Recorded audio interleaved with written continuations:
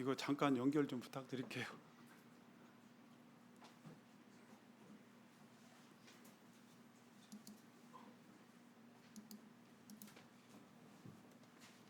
네,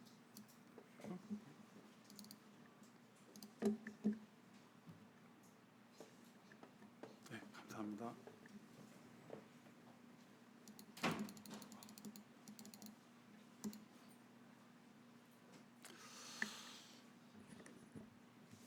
다시 인사드리겠습니다.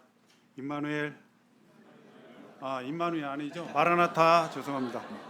네, 마라나타, 임마누엘. 또 하나 뭐 있죠? 예? 그 두 가지 있던가요? 네, 그렇습니다. 날씨가 더우니까 좀 이렇게 뇌회로가 조금 이렇게 되는 것 같습니다. 오늘 더웠죠? 네, 어제도 37도까지 올라갔다고 하는데 여름철에는 더 이렇게 피곤할 것 같아요. 잠을 잘 못 주무시니까 새벽에 또 잘 때는 더워서 몸을 가볍게 하고 잤는데 새벽엔 또 추워가지고 잠을 깨죠. 그러면 또 잠이 안 오잖아요. 그래서 하여튼 더위에 건강 잃지 않게 되시기를 바랍니다. 지난번에 이어서요, 요한일서 말씀 오늘로 이제 마치게 되는데요.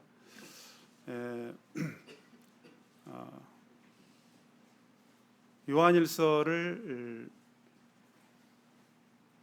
요한 사도가 기록한 목적이 네 가지로 되어 있는데 그 중에 세 가지만 생각을 해보게 됩니다. 첫 번째는 뭐였죠? 하나님과의 사귐을 갖게 하기 위해서다. 하나님과의 사귐이 있게. 두 번째는 영주주의자를 경계하는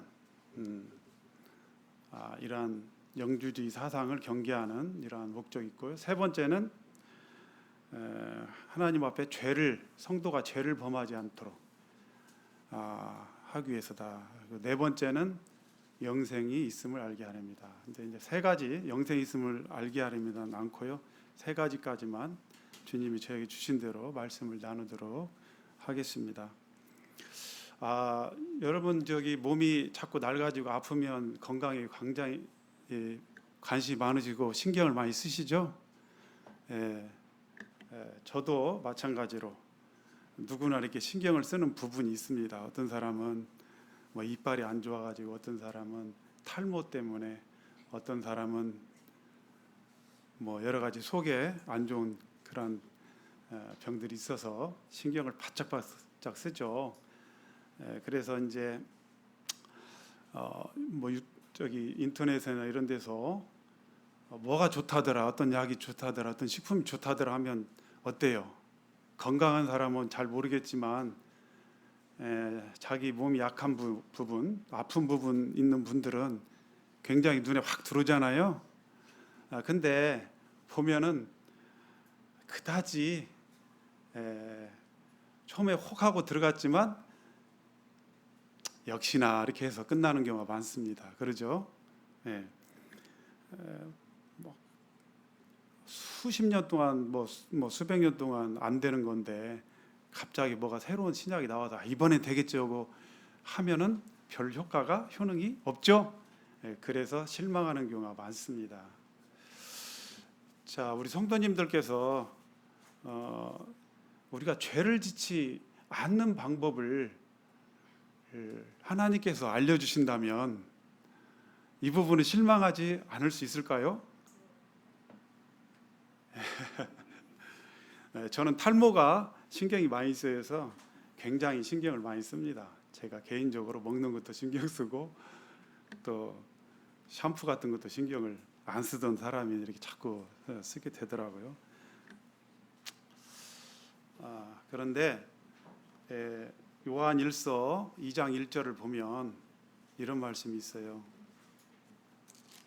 나의 자녀들아, 내가 이것을 요한일서 2장 1절을 한번 보겠습니다. 저는 하나님 말씀을 기록해 놓지 않았습니다. 성도님들께 직접 성경을 보시는 것이 또 성경을 찾는 감각이 더 도움이 되지 않을까 싶어서 한자 한번 성경을 통해서 한번 읽어보시면서 보기를 바랍니다.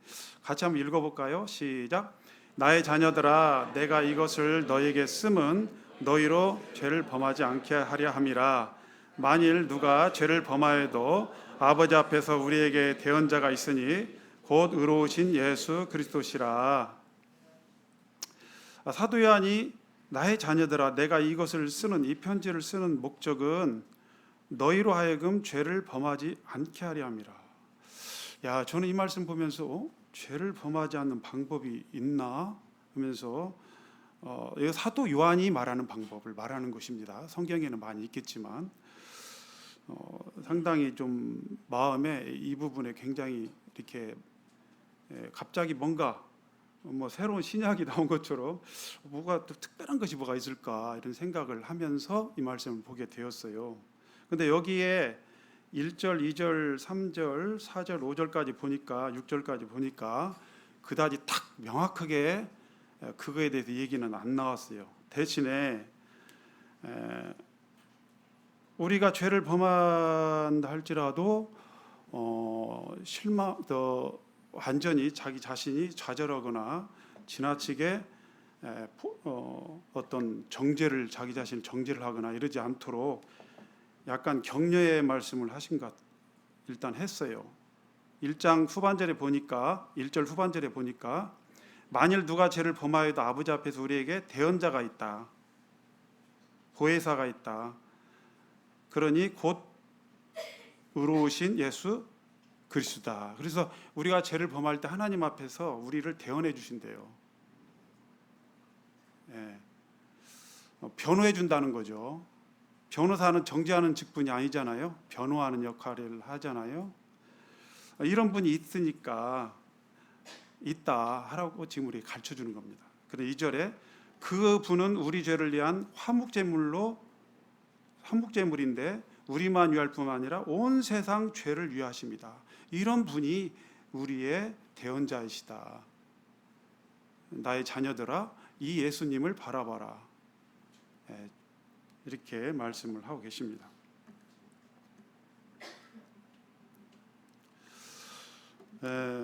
먼저 우리가 하나님 앞에 죄를 짓지 아니하려면 어떤 방법이 있을까를 생각하기 전에 하나님께로부터 난 자 누구죠? 성도님이죠. 거듭난 사람의 특징이 이렇게 해서 요한 1서는 를 통해서 이렇게 나와 있습니다. 사도 요한이 3장 9절 한번 볼까요? 세 가지인데 3장 9절을 보면요, 첫 번째는 죄를 짓지 않는데요. 3장 9절에 보니까 여기서 죄를 짓지 않는다, 죄를 짓지 않는 방법, 죄를 짓지 않는다. 구원받지 못한 사람이나 구원받은 사람이나 죄를 짓지 않는다.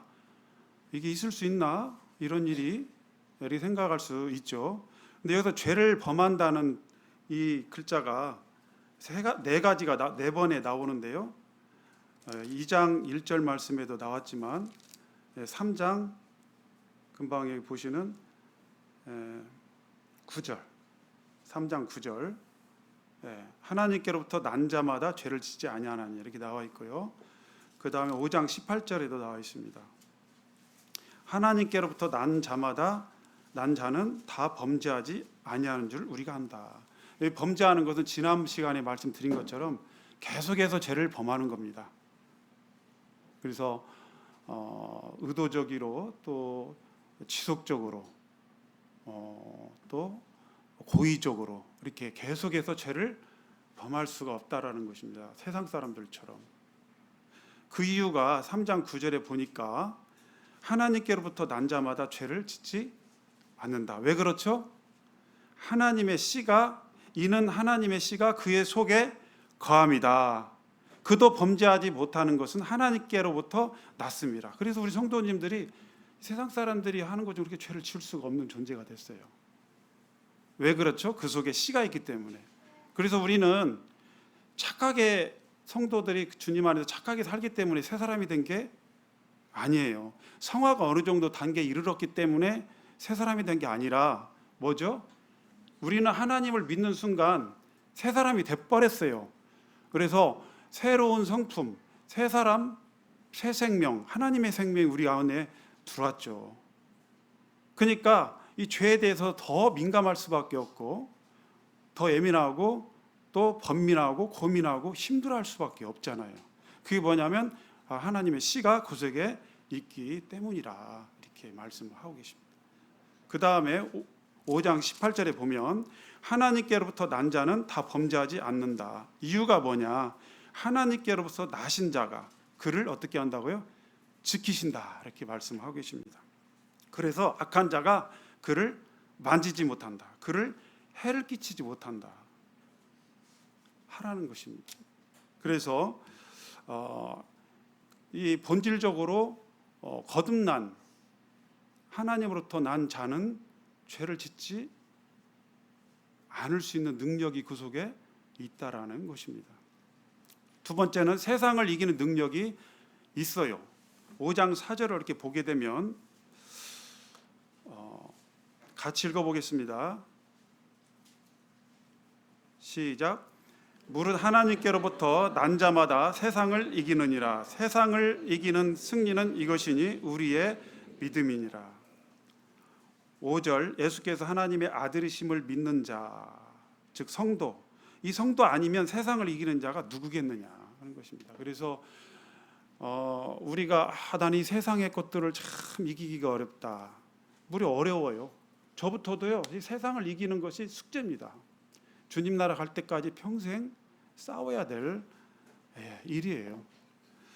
그런데 성도들이 세상을 이길 수 있는 이긴다고 했는데 그 이유는 뭐냐면 세상을 이기는 이 승리는 이것이니 곧 우리 안에 있는 뭐다고요? 믿음이라는 것입니다. 즉 하나님밖에 없고 only 정말 유일하게 오직 예수 그리스도 그 하나님만을 꾹 붙잡고 믿고 따라가는 그분만을 정말 바라보고 꼭 부여잡고 그분을 의지하고 그분께만 소망을 두고 따라가는 이 믿음이 얼마나 내가 갖고 있느냐에 따라서 세상을 이길 수도 있고 세상에 또 때로는 질 수도 있고 끌려갈 수도 있고 조금 자빠진다 할지라도 다시금 믿음으로 일어설 수가 있는 겁니다. 그래서 나는 근데 왜 믿음 있는데 나는 왜 거듭났는데 세상을 이기는 믿음이 세상을 이기지 못하지?라고 어떤 분들은 푸념할 수 있고 참 낭망할 수도 있고 불평할 수도 있는데요. 그것은 예수님만을 꼭 붙잡고 따라가는 그분께만 소망을 두고 그분께만 내 모든 그 낙을 두는 이와 같은 그분만을 의지하는 믿음이 얼마나 있느냐. 그리고 그 믿음을 내가 행사를 하느냐 안 하느냐에 따라서 내가 세상에 승리하냐 세상에 대해서 실패하느냐라고 저는 생각을 합니다. 맞나요? 예, 맞습니다. 우리가 얼마나 주님을 붙잡고 그분께 믿음으로 매달려 있냐에 따라서요 세상을 이기느냐 그렇지 못하느냐라는 것이 갈립니다. 세 번째, 성도는 어떤 사람이냐 그 특징이 세 번째로 성도는 그에게서 난 자 누구죠? 하나님께로부터 난 자 누구죠? 성도입니다. 형제 자매들이에요. 형제 자매들을 본능적으로 사랑하게 되어 있어요. 5장 1절에 보니까 보겠습니다. 같이 한번 읽어보겠습니다. 시작. 예수께서 그리스도이심을 믿는 자마다 하나님께로부터 난 자니 또한 낳으신 이를 사랑하는 자마다 그에게서 난 자를 사랑하느니라. 자, 누가 하나님으로부터 난 자라고 했습니까? 예수께서 그리스도다라는 사실을 인정하는 사람. 예수는 유일한 우리의 그리스도다라고 인정하는 분. 우리 그러한 믿음을 가지고 형제 자매들이 다 구원받았잖아요. 그렇죠? 이러한 사람들이 이제 하나님께로 난 자들인데 거듭난 사람들인데 이런 성도들이요. 또한 낳으신 이가 누구예요? 누구죠? 우리를 낳으신 분이 누구예요? 하나님이잖아요. 위로부터 났다. 하나님께로 났다. 이게 다 거듭났다는 말의 본질이잖아요. 이 우리를 낳으신 하나님을 사랑하는 자마다 그에게서 난 자를 사랑하게 돼 있대요. 내가 사랑해야지 사랑이 된 게 아니라 그 속에 우리는 씨가 있고 하나님의 성령님이 우리 안에 계시기 때문에, 아까 여기서 하나님께로부터 나신 자가, 저는 성령님이라고 봅니다. 이 성령께서 우리 마음에 계시기 때문에 우리가 일반적으로 그에게서 난 자를 사랑할 수밖에 없는 존재로 거듭나게 됐는데, 그러한 성도들이 그 하나님을 사랑하면 어떻게 된다고요? 하나님을 사랑하는 자마다, 낳으신 이를 사랑하는 자마다 그에게서 낳은 자를 어떻게 된다고요? 사랑한다. 그에게서 난 자들이 누구예요? 성도들입니다. 형제 자매들이에요. 그러니까 내가 하나님을 사랑한다, 그리고 성도들은 사랑하지 않는다, 이게 가능합니까? 가능할 수가 없어요. 그러니까 내가 하나님을 사랑하지 않으면 형제 자매들에 대해서 관심이 멀어져요. 사랑이 안 갑니다. 냉랭해져요. 그리고 우리가 하나님을 사랑하게 되면 동시에 성도들에 대해서도 사랑과 관심이 가게 되고, 성도들에게 사랑과 관심을 갖고 있다라는 그것은 내가 하나님을 사랑하고 있다라는 것을 증거하는 거예요. 이게. 그런데 이러한 성도임에도 불구하고 우리가 3장 1절 말씀에 보는 것처럼 2장 1절 말씀 좀, 2장 1절에 내가 이것을 너희에게 쓰는 것은 너희로 죄를 범치 하기 위함이다. 그리고 3장 6절에 이런 존재들이 되는데도 불구하고 우리가 또 연약해서 자꾸 죄를 범할 수가 있습니다. 어느 정도. 근데 3장 6절에 보니까 그 안에 거하는 자마다 죄를 범하지 아니한다 그랬어요. 자, 우리가 죄를 범하지 않으려면 어떻게 해야 된다라고 아까 방법을 2장 1절에 안 알려줬죠. 근데 여기 3장 6절에 보니까 우리가 죄를 범하지 않으려면 어떻게 된다고 그랬습니까? 너무 명료해요. 너무 우리가 다 알고 있는 진리예요. 이렇게만 하면 된대요. 죄를 짓지 아니하려면 예수님 안에, 하나님 안에 거하면 된다. 거하는 자마다 범죄하지 않는다.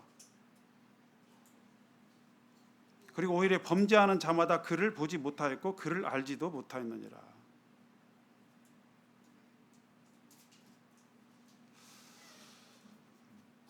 (3장 1절을) 보겠습니다. 보라, 아버지께서 어떠한 사랑을 우리에게 베푸사 하나님의 자녀라 일컬음을 받게 하셨는고 우리가 그러하도다. 그러므로 세상이 우리를 알지 못하면 그를 알지 못하기 때문이다. 이것입니다. 그래서 3장 1절에 보면 사도 요한은 하나님 아버지께서 우리에게 어떠한 사랑을 베푸셨는가를 생각을 좀 해봐라 라고 말씀하고 계십니다. 그리고 3장 2절 3절은 우리의 영광스러운 미래를 소망 삼고 살아라. 그러면 죄를 내가 범하지 않을 것이다 라고 얘기하고 있어요. 6절에서는 그 안에 거하라. 그러면 죄를 범하지 않는다라고 얘기하고 있습니다. 근데 여기 이제 2절 3절 보면요. 보겠습니다. 사랑하는 자들아, 우리가 지금은 하나님의 자녀라. 장래에 어떻게 될지는 아직 나타나지 아니하였으나. 우리가 지금 하나님의 자녀인데 장래에 어떻게 될지 지금 모르고 있습니다. 우리가 어떻게 될지. 그런데 그가 나타나시면 우리가 그와 같을 줄을 아는 것은 그의 참모습 그대로 볼 것이기 때문이니 자, 그가 나타나시면 어떻게 된다 했어요? 우리가 그와 똑같이 된대요. 그의 참모습 그대로 그와 똑같이 되는 이유가 뭐예요? 그의 참모습을 그대로 보기 때문에 우리가 그와 같이 똑같이 닮을 것이다라고 이야기하고 있습니다. 사실 그의 참모습을 볼 수가 없어요. 사실은.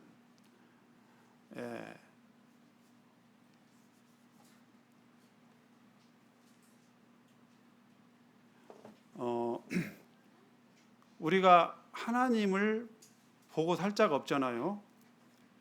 그분은 거룩하신 하나님을 그 모습, 그 원래의 참 모습을 그대로 우리가 보고 살 자가 없습니다. 근데 우리가 하나님을 만나고 볼 수 있는 방법은 딱 두 가지예요. 구약에서는 하나님께서 우리 인간의 모습으로 오셨습니다. 다시 말해서 그래서 우리가 그분을 육신의 눈으로 보았어요. 그래도 우리가 죽지 않았어요. 왜? 그분이 우리의 단계처럼 낮아졌기 때문에 그렇습니다. 이제 영광스러운 주님이 미래에 나타날 때는 그분이 낮아지는 게 아니라, 그분이 약해지는 게 아니라 그분은 그대로 있고 우리가 그 영광스러운 수준으로 올라가는 겁니다. 이해 가시죠? 그래서 그분을 똑바로 봐도 죽지 않아요. 마치 태양하고 눈꽃송이 하나를 비교해 봅시다. 이 둘이가 공존할 수 있나요? 같은 자리에서 대면할 수 있나요? 없죠. 방법이 있습니다. 두 가지. 하나는 태양이 눈꽃송이처럼 약해져 버리면 되는 거예요. 대면하고 존재할 수가 있어요. 또 한 가지는 눈꽃송이가 태양처럼 돼버리면 됩니다. 근데 우리가 미래에 영광스러운 그 모습으로 이렇게 변한다는 겁니다. 그래서 이런 주를 향한 이러한 소망을 가진 자마다 어떻게 한다고요? 그의 깨끗한, 하나님 주님의 깨끗하심과 같이 자기를 깨끗하게 한대요. 말씀해 보니까 이게 세 가지예요. 하나님이 우리에게 베푸신 사랑이 어떠한가를 생각하라. 두 번째, 미래의 영광스러운 우리의 미래의 모습, 변화될 우리의 모습을 소망 삼아라. 세 번째는 주님 안에 거하라 하는 것입니다. 6절, 그 안에 거하는 자마다 범죄하지 아니하니. 그럼 그분 안에 거하려면 어떻게 해야 되나요? 사도 요한이 멀리 안 가고 요한 1서에 그 답을 다 놨어요. 읽어보다 보면. 첫 번째 3장 23절 보겠습니다. 3장 23절.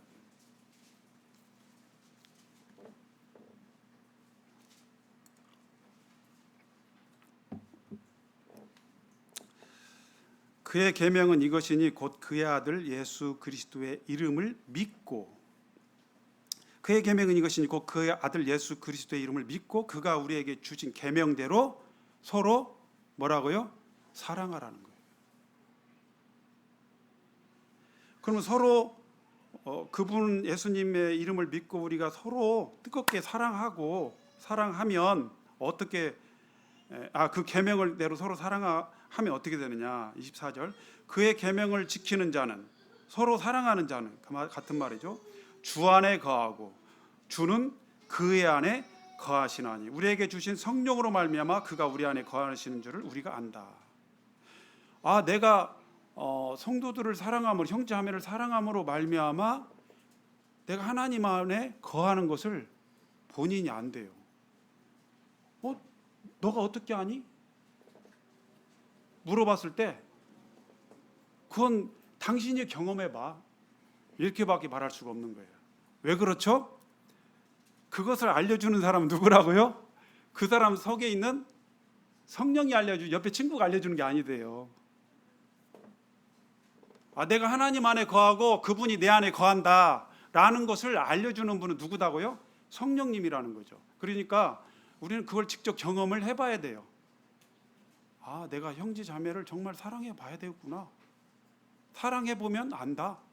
왜? 그걸 누가 알려주냐? 성령님께서. 4장 12절 보겠습니다. 4장 12절. 어느 때나, 같이 한번 읽어보겠습니다. 12절 13절 똑같은 말씀이에요. 그 맥락이 비슷한 말씀입니다. 23, 24절하고요 12절 13절 같이 한번 읽어보겠습니다. 시작. 어느 때나 하나님을 본 사람이 없으되 만일 우리가 서로 사랑하면 하나님이 우리 안에 거하시고 그의 사랑이 우리 안에 온전히 이루어지느니라. 그의 성령을 우리에게 주심으로 우리가 그 안에 거하고 그가 우리 안에 거하시는 줄을 아느니라. 어느 때나 하나님을 본 사람이 없으되 우리가 서로 사랑하면 하나님이 우리 안에 거하시고 그의 사랑이 우리 안에 온전히 이루어진대요.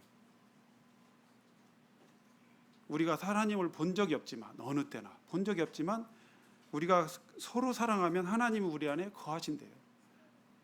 그의 사랑이 우리 안에 온전히 이루어진대요. 현대 성경에 보면요, 이 온전히, 그의 사랑이 우리 안에 온전히 이루어진다는 표현을 우리 안에 있는 사랑을 더욱 강하게 해주십니다라고 표현되어 있어요.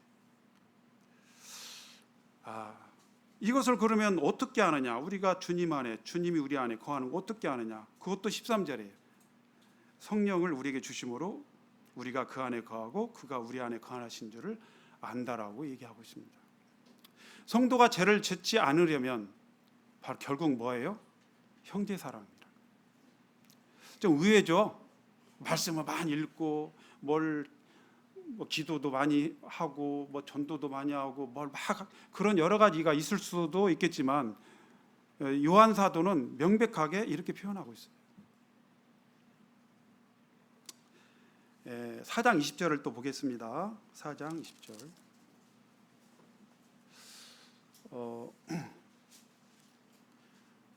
조금 더 심화됐어요. 여기는 더 심화됐습니다. 누구든지 같이 읽어보겠습니다. 시작. 누구든지 하나님을 사랑하노라 하고 그 형제를 미워하면 이는 거짓말하는 자니 보는 바 그 형제를 사랑하지 아니하는 자가 하나님을 사랑할 수 없느니라. 누구든지 내가 하나님을 사랑해. 하지만 그 사람이 결국 형제를 미워하면, 아니 미워하지 않아도 그냥 사랑하지 않으면 어떻게 돼요? 하나님을 사랑하는 것이 아니다라고 얘기를 하고 계십니다. 하나님을 사랑하노라 하고 형제를 미워하면 그건 거짓말하는 거예요. 그 말이 거짓이라는 겁니다. 자기가 자기를 속이는 거예요. 자기한테 스스로가 속임을 당하는 거예요. 자기 기만이라고 하죠. 내가 속는지도 모르고 내가 지금 속고 있는 거.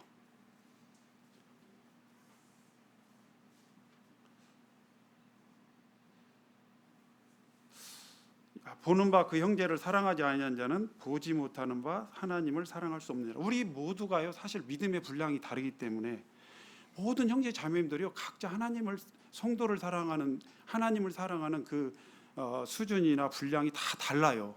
그러죠? 같을 수가 없어요.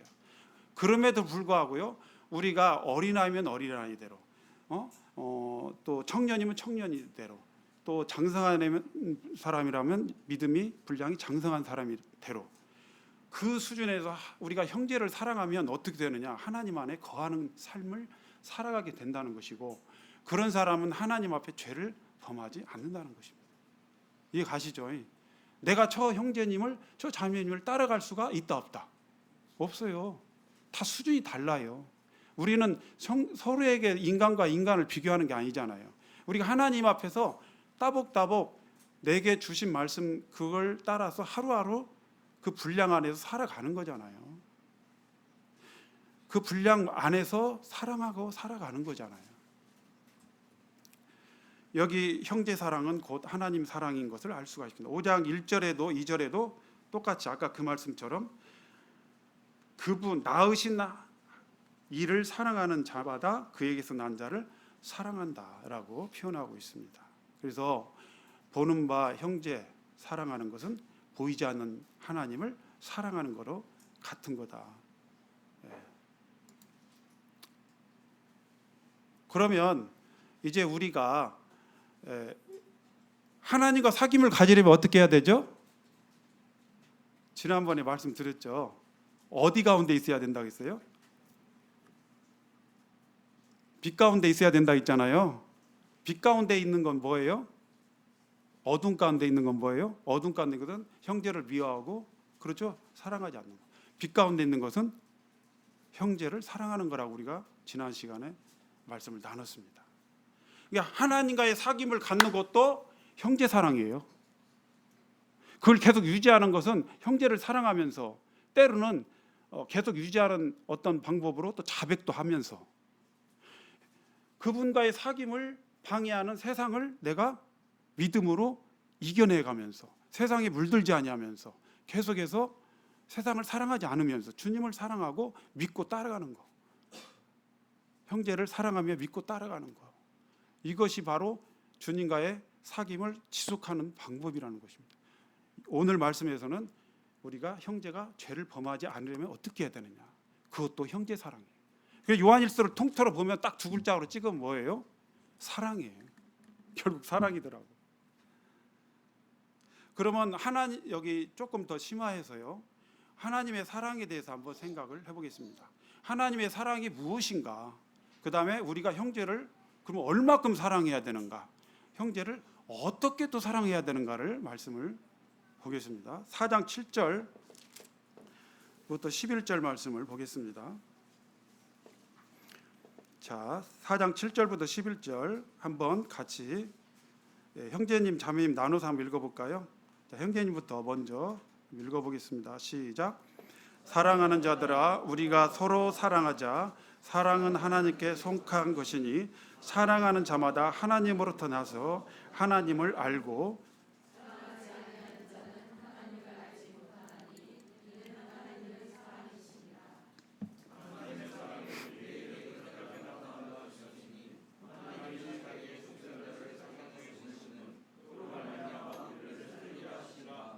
사랑은 없으니 우리가 하나님을 사랑한 것이 아니요 하나님이 우리를 사랑하사 우리 죄를 속하게 하여 화목제물로 그 아들을 보내셨습니다.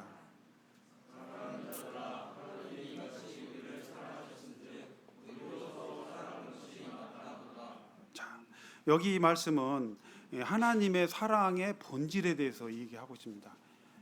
누구의 사랑이요? 하나님의 사랑. 나의 사랑, 인간의 사랑? 아니에요. 하나님의 사랑이에요. 그럼 그 사랑이 무엇이냐 했을 때 9절에 하나님의 사랑이 우리에게 이렇게 나타난 바 되었으니 하나님이 자기의 독생자를 세상에 보내신 것은 그로 말미암아 우리를 어떻게 하려고요? 살리려 하십니다. 사랑은 하나님의 사랑이 우리에게 이렇게 나타난 바 되었다. 사랑은 여기에 있다. 이렇게 우리에게 지금 이걸 주목하기를 사도 요한이 요구하고 계십니다. 우리 인간의 사랑을 공부하지 마시고 하나님의 사랑을 공부하라. 눈여겨 봐봐라. 어떤 사랑이냐. 근데 그 사랑의 본질이 뭐예요? 10절에 사랑은 여기 있으니 우리가 하나님을 사랑했다고요? 사랑하지 않았어요. 우리가 하나님을 사랑하지 아니했다는 것입니다. 우리가 하나님을 사랑한 것이 아니고 하나님께서 우리를 사랑하셨다는 것입니다. 그리고 하나님이 우리를 사랑하사 우리 죄를 속하기 위하여 화목제물로 그 아들을 보내셨다. 우리가 하나님께 향하는 그 어떤 요소도 하나도 여기 적혀 있지 않아요. 처음부터 끝까지 사랑은 여기 있는데 우리가 하나님을 사랑한 게 아니고 하나님 우리를 사랑했고 우리 죄를 속하게 한 그 구속의 계획을 하나님이 세우신 것이고 화목제물로 보내고 결단도 하나님이 하신 거고 그 아들을 실제로 보내신 것도 하나님이 하신 것이고 다 하나님 거예요. 그런데 사랑하는 자들아 우리가 이같이 하나님이 이같이 우리를 사랑했기 때문에 어떻게 해요? 이같이 사랑했다는 겁니다. 제가 이제 그 예배 시간에 이 말씀을 계속 몇 주 때 지금 감사를 드리고 있어요. 이 하나님의 사랑을 생각하면 내가 감사를 드리는 이유는 뭐냐면요.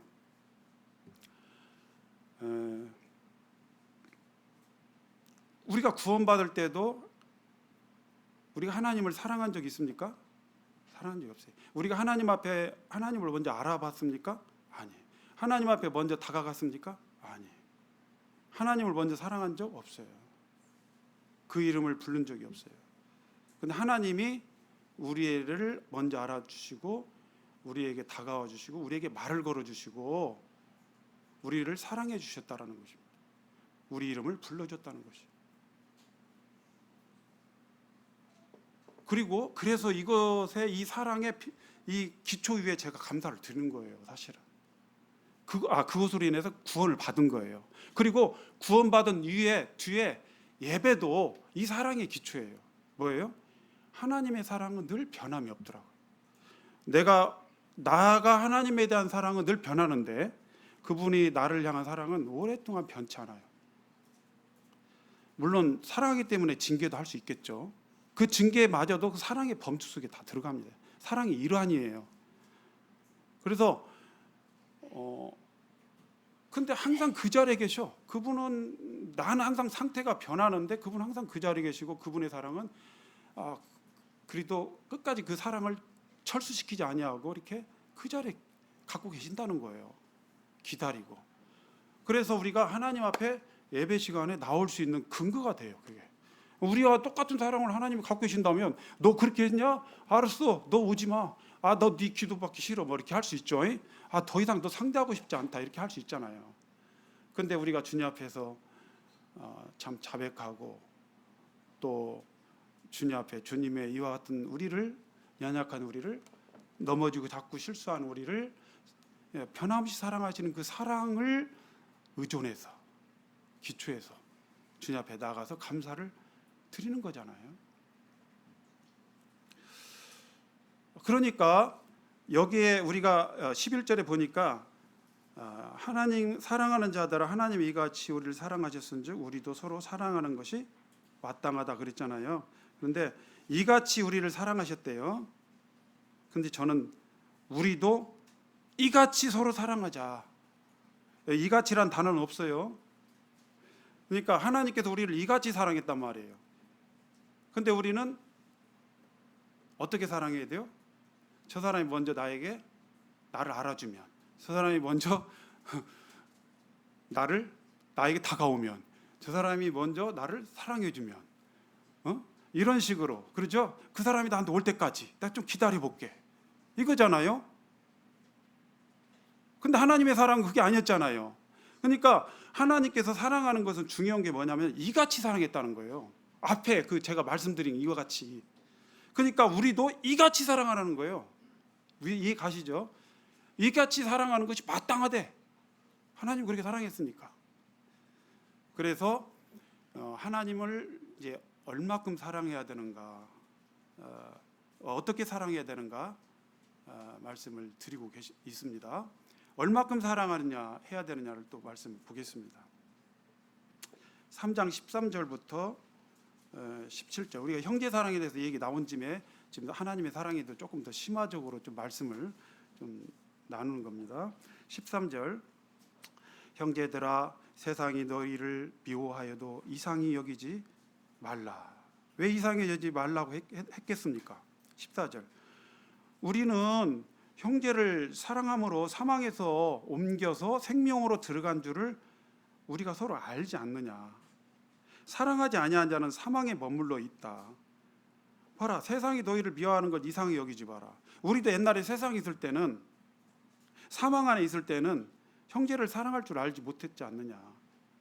크리스찬들을 사랑하지 않았지 않느냐. 한때 우리도. 그게 당연한 거예요. 이상히 여기지 말라. 그러나 우리가 형제를 사랑함으로 사망에서 옮겨 생명으로 거듭난, 구원받은 자들이 됐지 않았느냐라고 얘기하고 있습니다. 15절에 보니까요, 그 형제를 미워하는 자마다 살인하는 자니 살인하는 자마다 영생이 그 속에 거하지 아니하는 것을 너희가 아는 바라. 우리가 이제 구원, 이제 복음의 말씀으로 이 말씀을 많이 인용을 하죠. 근데 주님의 생각은, 그 주님의 감정은 똑같습니다. 그분의 마음의 아픔은 똑같은 거예요, 사실은. 형제를 미워하는 자마다 살이라는 것으로 하나님은 알고 계십니다. 그러니까 형제를 미워하는 것은요, 굉장히 잔인한 행위로 하나님께서 느끼신다는 겁니다. 야, 이게 단순한 것이 아니구나, 그러죠? 우리 가운데 형제를 미워하는 사람은 없다고 봐요, 저는. 근데 만약에 있다면 그건 하나님 보실 때 굉장히 잔인한 거로 보대요. 그 이유가 이제 뒤에 보면 나와 있어요. 16절, 그가 우리를 위하여, 16절 보겠습니다. 그가 우리를 위하여 목숨을 버리셨으니 우리가 이로써 사랑을 알고, 우리도 형제들을 위하여 무엇을 버리는 게 마땅하다고요? 목숨을 버리는 게 마땅하다. 참, 이 말씀을 들으면 여러 가지 반응이 있죠, 우리 마음 가운데. 이게 굉장히 벅차다오는 분들도 계실 수 있는데 어떤 분들은 또 굉장히 압박이 온다라고 생각할 수도 있어요. 그렇죠? 저만 그렇게 생각하는지 모르겠어요.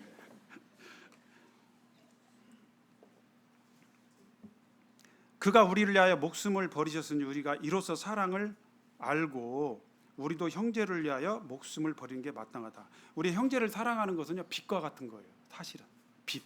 우리가 빚 있죠, 채무. 저도 이 채무에 한 시달린 적이 있어요. 옛날에 청년 총각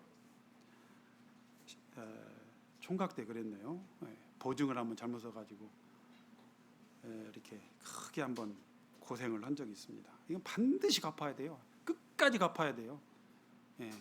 채권 변제단으로 넘어가도 거기서도 또 시달려. 은행에서 시달려야지 채권 변제단으로 넘어가도 거기서 시달려. 일단 다 맞춰가지고 채권 변제가 완료됐다 했을 때까지는 그건 어떻게 할 수가 없어요. 근데 그가 우리를 위하여 목숨을 버리셨다. 우리는 하나님 앞에 목숨빚을 진 사람입니다. 그러니까 우리의 목숨을 살리기 위해서 예수님이 그분의 목숨을 우리에게 주셨잖아요. 그러면 우리가 우리의 목숨을 또 줘야 되잖아요. 자, 내가 1,000만 원을 빚졌어요. 아무에게 빚졌어요. 그러면 그 사람이 나한테 빚을 1,000만 원을 준 거잖아요. 그 빚이잖아요. 그럼 내가 이것을 어떻게 해야 돼요? 1,000만 원을 줘야 빚이 감아지는 거죠. 없어지는 거잖아요. 이거예요. 이게 목숨빚을 진 거예요. 근데 제가 성령님께서 이것은 뭐 성경에 이렇게 답은 없지만 제 성령님께서 제 마음 가운데 이제 묵상하는 가운데 이 말씀을 주셔요. 내가 이 목숨을 가지고 제 목숨을 가지고 이제 하나님 앞에 딱 가니까 뭐라고 음성이 들리냐면, 야, 나는 됐으니까 그거 네 가까이 있는 저 형제에게 줘. 나에게 주지 말고 형제에게 줘.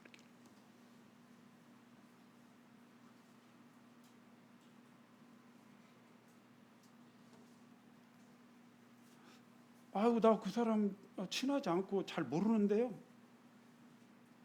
뭐 그렇게 가까운 사이 아닌데요. 그게 중요한 게 아니에요. 자, 보세요. 우리가 인간적으로 봤을 때 이거예요. 우리가 세상에서 내 어떤 분에게 전화를 해서 저 그나저나 지난번 빌린 돈 1,000만 원 제가 우리 사장님 댁에 가지고 가려고 하는데 집에 계시죠?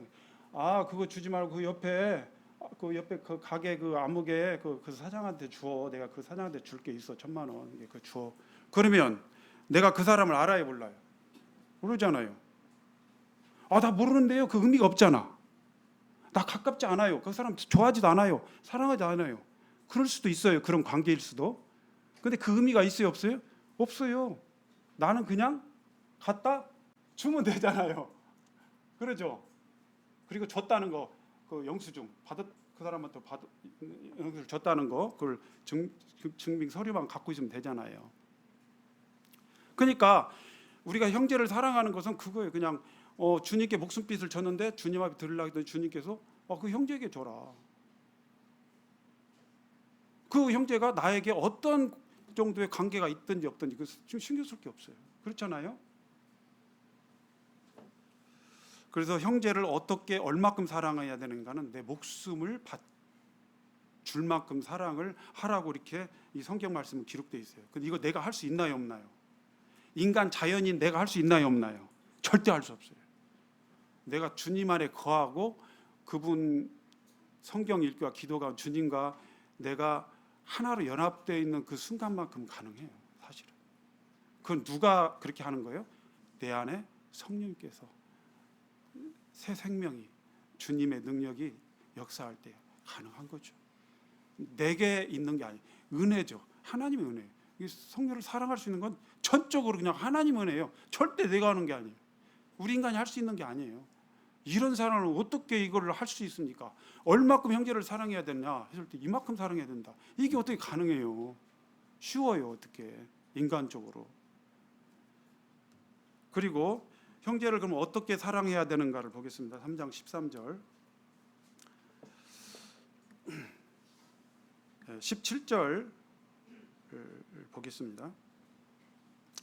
누가 이 세상의 재물을 가지고 형제의 궁핍함을 보고도 도와줄 마음을 닫으면 하나님의 사랑이 어찌 그 속에 거하겠느냐. 자녀들아, 우리가 말과 혀로만 사랑하지 말고 행함과 진실함으로 하자. 이로써 우리가 진리에 속한 줄을 알고 또 우리 마음을 주 앞에서 굳세게 하리니. 참 저는 이 말씀을 보면서 굉장히 도전을 받고, 이거 오늘도 새겨봐야 되고 내일도 새겨봐야 되고 이거 평생 새겨봐야 되는 이 말씀입니다. 우리가 형제를 어떻게 사랑하느냐, 실제적인 필요를 정말 줘야 되는구나 하는 것이, 행함과 진실함으로 해야 되는 것이구나.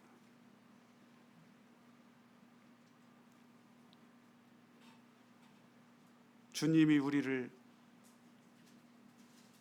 구원하실 때 우리가 주님 앞에 다가가지 않고 알아주지 않고 우리가 아무런 하나님 앞에 관심도 없을 때, 관심이 1도 없을 때 주님이 우리에게 우리를 알아주고 다가오고 말을 걸어주고 사랑해주고 했잖아요.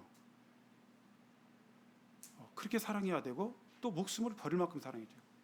이렇게 실제적으로 그 방법은 실제적으로 또 사랑해야 되는 거고, 경제적인 필요, 어떤 어려움 이런 것들을 그 능력 한계 내에서 이렇게 해야 되는 그런 말씀하시고 계십니다. 마지막으로 제가 별로 이렇게 안는데 세상 사람이 쓴 시지만 저는 그 시가 약간 수정을 하면 우리 그리스도인들에게 저에게 굉장히 그게 너무나 명확한 주님의 사랑을 표현하는 것이기 때문에 잠깐 소개하겠습니다. 김춘수 시인의 꽃이라는 시 아시죠? 꽃. 이 꽃을 보면 다 못했어요. 제가 기억력이 없어서 첫 소절만 보면 이런 구절이 나오더라고요. 내가 그의 이름을 불러주기 전에는 그는 다만 하나의 몸짓에 지나지 않았다. 내가 그의 이름을 불러주었을 때 그는 나에게로 와서 꽃이 되었다. 감동이 되나요? 내가 그의 이름을 불러주었을 때 그는 나에게 와서 꽃이 됐다. 예수님께서 우리를 불러주길 전에는 우리는 그냥 하나의 몸짓에 불과했어요. 우리가 산을 올라갈 때 뭐가 흔들려 옆에 그런 것이 그냥 흔들려, 꽃들이. 근데 뭐 그냥 흔들린갑다 하잖아요. 하나 흔들린 몸짓에 불과한 거예요. 내게 의미가 있다 없다 아무것도 없어요. 존재 가치가 없는 거예요. 나와 그하고는 아무런 관계가 없는 거예요. 의미가 없는 존재예요. 근데 바로 예수님께서 나를 불러주지 않았다면 나는 하나의 죄인에 지나지 않은 거죠. 불과한 거예요. 근데 그분이 나를 불러주고 나를 구속해 줬을 때 나는 그분에게 어떻게 가서 기쁨이 되었습니다. 꽃이 되었습니다. 마지막으로요, 거짓말하는 자를 좀 이렇게 보고 마치겠습니다. 참 이것을 제가 보면서 도전을 받았어요. 야, 나는 하나님과 사귐이 있는 거? 내가 하나님을 안다고 할 수 있을까? 내가 주님을 사랑한다 할 수 있을까? 1장 6절을 말씀 보겠습니다. 1장 6절. 1장 6절. 자, 우리가 거짓말하는 자가 내가 될 수도 있고 안 될 수도 있는데요. 자, 만일 우리가 하나님과 사귐이 있다고 어둠에 행하면 어떻게 된다고요? 거짓말하고 그랬잖아요. 거짓말하는 자라고 그랬잖아요. 진리를 행하지 아니하는 것이다. 그러니까 내가 사귐이 있다고 어둠 가운데 행하면 나는 내가 사귀고 있다라는 말이 거짓말이 되고 그 거짓말을 하는 자가 나는 되어 있는 겁니다. 두 번째, 2장 4절. 우리가 그의 계명을 그를 아노라 하고 그의 계명을 지키지 아니하는 자는 거짓말하는 자다. 주님을 내가 많이 알아. 나 오래됐어. 구원받은 오래됐어. 어느 날 내가 주님이 성령님이 나한테 그 말씀을 하고 계시더라고요. 내가 주님을 많이 알지. 성경도 많이 알지. 오래됐지 구원받은 지도. 근데 주님이 너 진짜 나 아냐? 왜 몰라요? 예수님 하나님 어떤 분이가 이론적으로 잘. 근데 주님이 성령님이 나에게 팍 찔렀어요. 그냥. 뭐예요? 그를 아노라 하고 하나님을 아노라 하고 그의 계명을 지키지 아니한 자는 거짓말한 자대. 형제 자매들 이제 이쯤 아시겠죠? 그의 계명이 뭡니까? 형제를 사랑하는 거죠. 아니, 형제를 사랑하지 않으면서 내가 하나님을 안다고 하면 그것은 아는 게 아니라는 것입니다. 그 이해가 갈듯말듯하죠. 예, 하나님을 알고 있는 것이 아니에요. 모르고 있는 상태래요. 그래서 내가 모르는 하나님을 모르고 있는 자로 전락할까 봐 이게 굉장히 두려운 일이구나. 예, 난 그런 사람이 되면 안 되지. 정신이 버뜩 나는 거죠. 그러죠? 하나님을 땡판도 모르는 사람이야. 이렇게라고 한다면 얼마나 부끄러운 거예요. 그렇죠? 그 다음에 마지막으로 주님을 사랑한 4장 20절 말씀 보겠습니다.